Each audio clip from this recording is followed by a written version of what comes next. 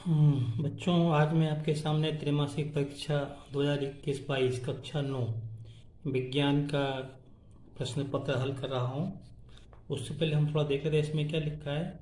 इसमें 1 से 4 तक प्रत्येक प्रश्न पर 8 अंक निर्धारित हैं और 5 से 14 तक जो प्रश्न हैं उन पे 2 अंक निर्धारित हैं। प्रत्येक उत्तर लगभग 30 शब्दों में लिखना है। फिर प्रत्येक 15 से 18 तक जो प्रश्न है वो 3-3 अंक के हैं।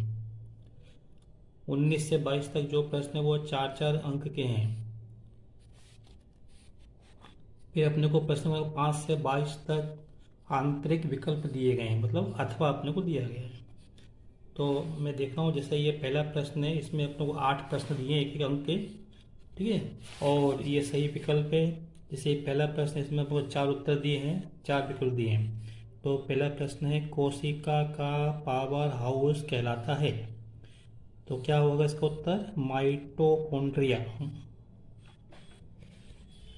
फिर दूसरा प्रश्न है, निम्नलिखित में से कौन सा रासायनिक परिवर्तन है? तो रासायनिक परिवर्तन क्या होता है? दूध से दही का बनना। तो ये दूध से दही तो बन सकता है, लेकिन दही से अपन दूध नहीं बना सकते। फिर घर्षण बल सदैव वस्तु की गति का विरोध करता है। तो इसमें उत्तर क्या है? प्रतिरोध करता है। ये सही है।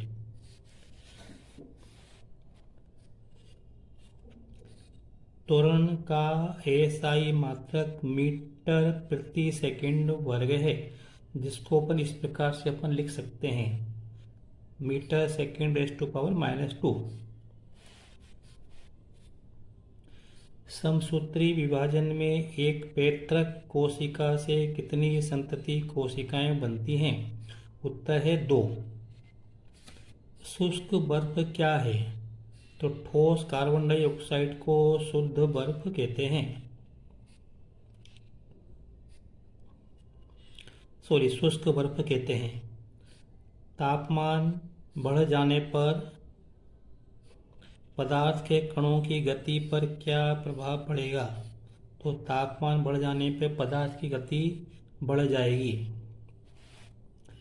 वाहनों में ईंधन के रूप में कौन सी गैस प्रयोग की जाती है? तो सीएनजी गैस का उपयोग करते हैं। फिर अगला प्रश्न है, परम शून्य ताप का मान तो क्या होता है? -273 डिग्री सेंटीग्रेड। परम शून्य को अपन केल्विन पैमाना भी है ना, परम शून्य का संबंध केल्विन से है। इस ताप पर -273 डिग्री सेंटीग्रेड ताप पर सभी गैसें जो हैं लगभग द्रव अवस्था में बदल जाती हैं। केंद्रक की खोज रॉबर्ट ब्राउन नाम के वैज्ञानिक ने की थी।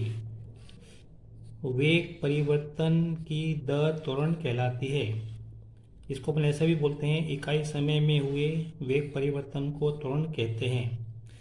त्वरण भी 2 प्रकार के होते हैं, एक त्वरण होता है और एक मंदन होता है। जब वेग में वृद्धि होती है तो उसको अपन त्वरण कहते हैं, जब वेग में कमी होती है तो उसको अपन मंदन कहते हैं। बल का एसआई मात्रक न्यूटन होता है। किसी वस्तु का द्रव्यमान जड़त्व की माप होता है। इसका मतलब ये है कि अगर द्रव्यमान अधिक होगा तो उसका जड़त्व अधिक होगा, द्रव्यमान कम होगा तो उसका जड़त्व कम होगा। अगला प्रश्न है, क्रोमोसोम डीएनए तथा प्रोटीन के बने होते हैं। रिक्त स्थान में क्या आएगा? प्रोटीन के बने होते हैं। संरचना तथा कार्य में समान कोशिकाओं का समूह ऊतक कहलाता है। ऐसे विभज्योतक ऊतक जो शीर्ष में पाए जाते हैं शीर्षस्थ विभज्योतक ऊतक कहलाते हैं। इस प्रकार से आपने देखा, इसमें 8 प्रश्न थे, 1-1 अंक के, मतलब कुल मिला के ये रिक्त स्थान 8 अंक के थे। अब अपन सही जोड़ी देखते हैं। इसके बाद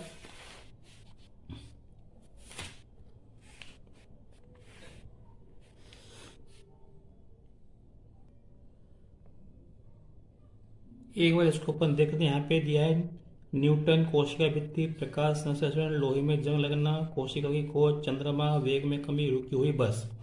यहाँ दिया रॉबर्ट हुक, रासायनिक परिवर्तन, सेल्यूलोज, हरित लवक, गति के नियम, ब्राह्म अवस्था, वृत्तीय गति, मंदन।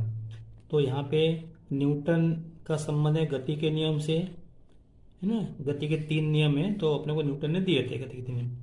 फिर कोशिका भित्ति का संबंध है सेल्यूलोज से, और प्रकाश संश्लेषण जो है हरित लावक से संबंध है इसका संबंध।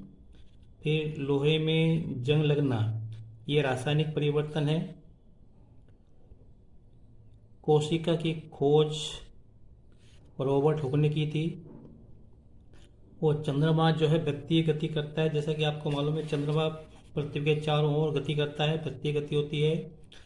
और रुकी हुई बस जो होती है विराम अवस्था में कहलाती है। तो आपने देखा ये सही जोड़े अभी 8 अंक की हैं।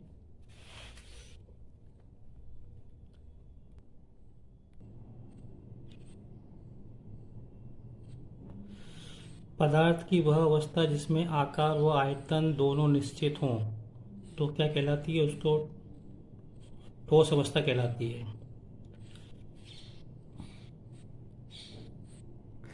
अगला प्रश्न है जड़त्व किसे कहते हैं। तो देखो बच्चों, जड़त्व क्या होता है, किसी पदार्थ का गुण होता है जो कि अपनी अवस्था परिवर्तन का विरोध करता है।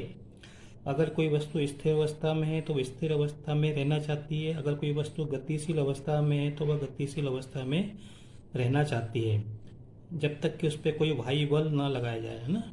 तो पदार्थ के इसी गुण को हम जड़त्व कहते हैं। संवेग क्या है, वस्तु के द्रव्यमान और उसके वेग के गुणनफल को हम संवेग कहते हैं। किसी वस्तु का वेग जितना अधिक होगा उसका संवेग उतना ही अधिक होगा, किसी वस्तु का द्रव्यमान जितना अधिक होगा उसका संवेग उतना ही अधिक होगा। प्रोटीन का संश्लेषण कोशिका में कहाँ होता है, तो राइबोसोम। विलयन किस प्रकार का मिश्रण होता है, तो ये समांगी मिश्रण होता है, इंग्लिश में होमोजीनियस कहते हैं। एटीपी का पूरा नाम एडिनोसाइन ट्राइफॉस्फेट। क्लोरोफिल युक्त प्लास्टिड क्या कहलाते हैं, तो क्लोरोप्लास्ट कहलाते हैं।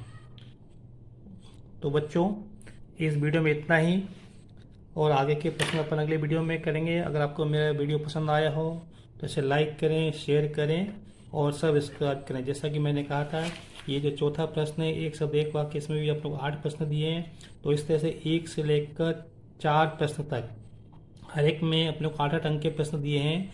तो इस प्रकार कुल 32 प्रश्न हो जाते हैं। 80 में से 32 प्रश्न लाना बहुत आसान है। तो अगर आप लोग थोड़ा मेहनत करोगे तो आप ला सकते हो। Thank you.